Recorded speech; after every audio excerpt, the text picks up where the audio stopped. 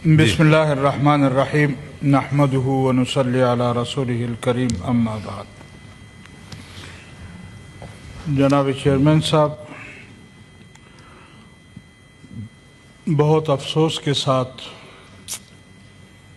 अर्ज़ कर रहा हूँ कि गुज़श्ता कल बन्नू में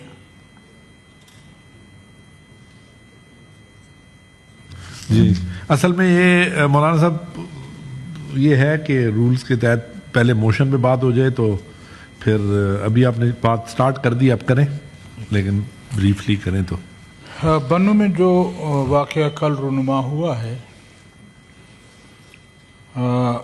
उसमें हमारे अंदाज़े या हमारी मालूमात के मुताबिक कोई 35 से 40 के दरमियान पुलिस के नौजवान जो हैं वो शहीद हुए। और ये चौकी जहाँ बनी हुई है ये बन्नू सिटी के बिल्कुल करीब है, 4-3 किलोमीटर पर, न कि ये कहीं अफ़गानिस्तान के बॉर्डर पर है और वहाँ बहुत दूर है। और सिर्फ ये नहीं कि वहाँ कोई 5 मिनट 10 मिनट कार्रवाई हुई है, सारी रात होती रही है वहाँ पर फायरिंग। और उनकी मदद के लिए कोई फोर्स का बंदा, कोई एजेंसियों का बंदा, कोई दूसरी फोर्स वहाँ नहीं गई कि उनको सुन सके या बता सकें कि हुआ क्या है। लोग आते हैं, गाड़ी जाती है अंदर, ब्लास्ट होता है, लाशें पड़ी होती हैं और वो सुबह तक पड़ी हैं, कोई पूछने वाला नहीं है। अब आप बताएं कि हमारे सूबा खैबर पख्तूनख्वा का तो ये हाल है। कल हम हज़रत मौलाना शेख मोहम्मद इदरीस साहब को रो रहे थे, यहाँ आपके सामने हम रोए। आज बन्नू में वाक़या हुआ है। आए रोज़ हमारे सूबा खैबर पख्तूनख्वा में आए रोज़ हमें तो पता नहीं चल रहा कि वहाँ हुकूमत किसकी है। आए इन दरिंदों की हुकूमत है या हुकूमत की कोई रिट भी है वहाँ। ये नहीं कि बन्नू से बहुत दूर कहीं बॉर्डर पे जाकर हुआ है, ये बन्नू सिटी से चंद किलोमीटर 2-4 किलोमीटर के फासले पर चौकी है, उस पर दावा बोला गया है, उसके अंदर धमाका हुआ है, उसके अंदर 35 से 40 नौजवान वो मारे गए हैं, शहीद हुए हैं, लेकिन कोई पूछने वाला नहीं है। और यही सूरत हाल उसकी है। अब हमें आप बता दें कि हम किधर जाएं, किसके सामने रोएं।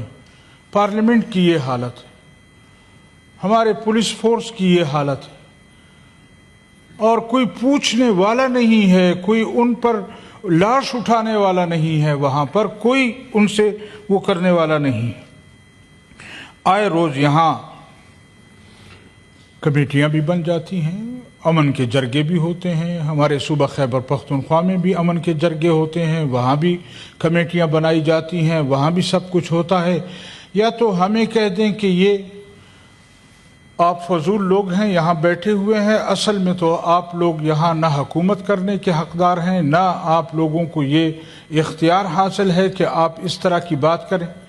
हम किसके सामने रोएं, कहाँ रोएं? अगर पार्लियामेंट नहीं सुनेगा, अगर हुकूमत नहीं सुनेगी, तो फिर यहाँ इन लोगों को बैठने की क्या ज़रूरत है? क्या हमें सिर्फ इसलिए बिठाया गया कि हम अमेरिका और ईरान के दरमियान सुलह करें? हमने कौम की तरफ मुतवज्जे नहीं होना? हमने अपने सूबों में अमन की तरफ मुतवज्जे नहीं होना? हम खुश हैं जी कि हम तो बड़े सालिस बन गए हैं। अच्छी बात है, शेख इदरीस साहब का यही जुर्म था ना कि उन्होंने इस चीज़ को अप्रिशिएट किया कि पाकिस्तान का नाम बुलंद हुआ है।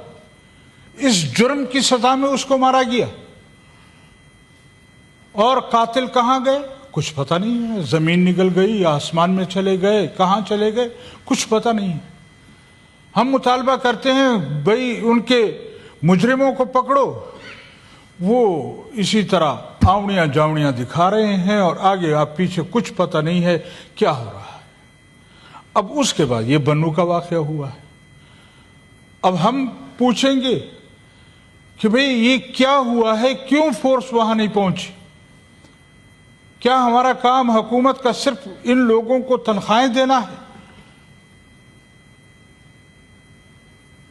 آخر یہ قوم ہے، یہ ملک ہے، یہ صوبہ ہے، آپ کا صوبہ ہے، اپنا صوبہ ہے، اپنے لوگ ہیں، اپنے لوگوں کے ساتھ یہ رویہ، یہ ہماری سمجھ سے بالاتر ہے۔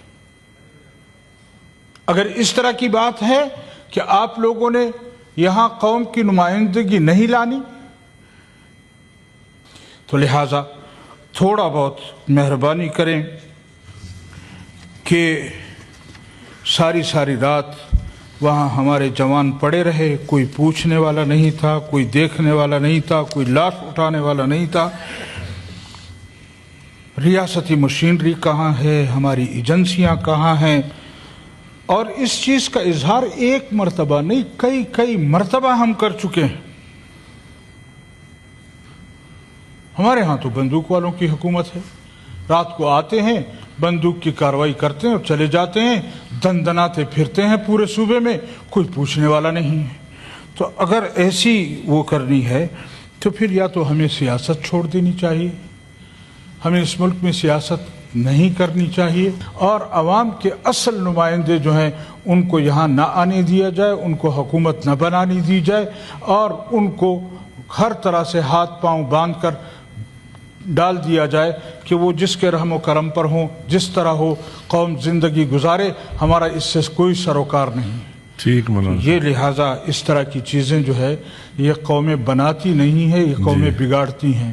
اس سے ملک کو تحفظ نہیں ملتا، اس سے ملک کمزور ہوتا ہے۔ آج تو ہم ہر طرح کی کمزوریوں کے باوجود اپنے بڑوں کے ساتھ کھڑے ہیں، لیکن خدا نخواستہ کل یہ قوم اس نمائندوں کے ساتھ، اس حکومت کے ساتھ، یہاں کے اسٹیبلشمنٹ کے ساتھ نہ کھڑی ہوئی تو پھر آپ بتائیں کہ ہوگا کیا۔